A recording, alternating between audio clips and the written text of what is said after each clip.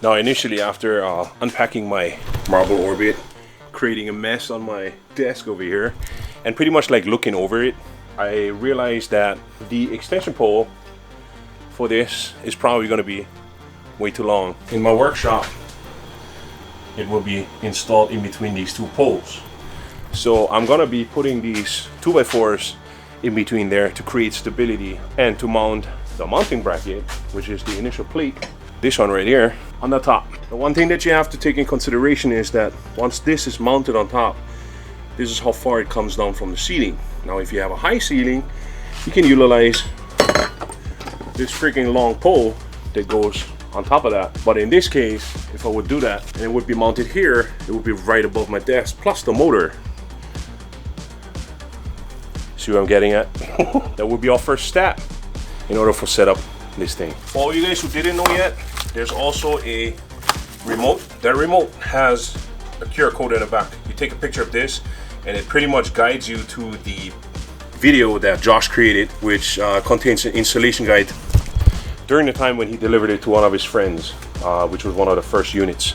Or you'll just stick with me and I'll guide you through it step by step, creating chapters in the bottom. Well, let's install the Marbl Orbit, shall we?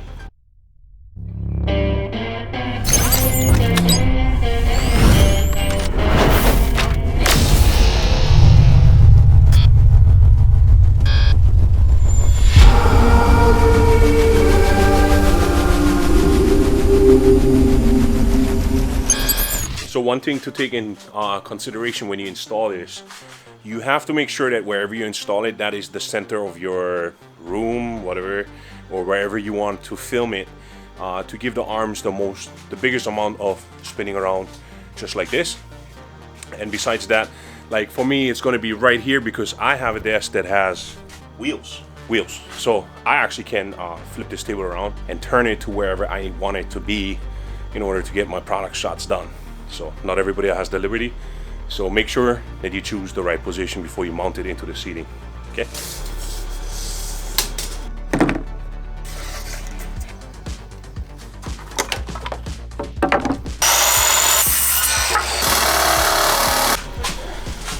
There we go. Here's our wood. It is so hot in here. Like really hot, and my knee hurts really bad.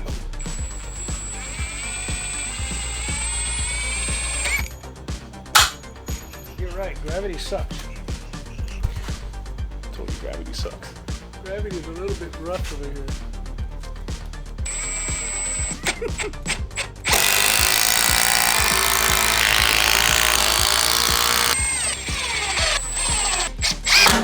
The beginning part of our disco pole dancing. What? Oh, it's not for the pole dancers. Okay, next you want to take off this nut. It comes delivered already with the product, just like this. And then you take off the wash locker. The lock washer, I mean. So he'll take that and he'll bring it up here, and then we'll mount it into the bracket that we just put into the seating.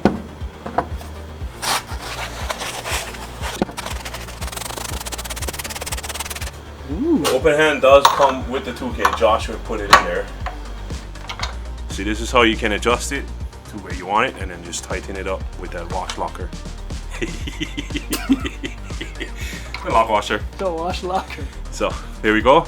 Ooh, that's tight. Next on the list would be the mounting bracket, which goes on to the motor in the bottom. And there's these notches right here that goes towards the motor, so therefore it doesn't touch the motor. And there's also a sign right here that tells you the same thing. These screws, unscrew them so that you have a free travel right through that hole right there. And there's notches on this where the screws belong inside.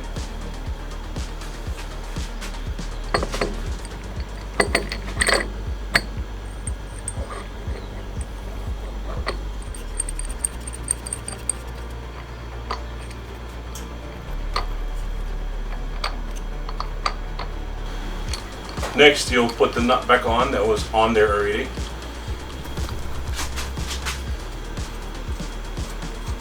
And we'll use Josh's awesome tool to tighten that up as well.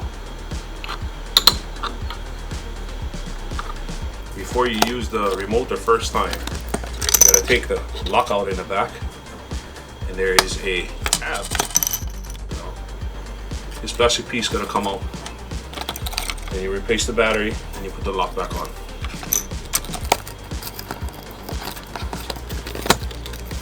And your remote should be working. Next would be the Marbl light itself, which is the ring light. It's neatly packed up in this bag. That is, don't throw it away, it's for transportation, so you don't push this button. In case this comes off in the transporter, and you push that button, that light comes on, and it's going to stay like that in your bag. It's going to deplete. So every time you take the light out, put that side back inside there, close up the bag. That is to mount the lights into those holes, which ultimately belong on this. That's what that's for. That's for the nut, yeah? To center it.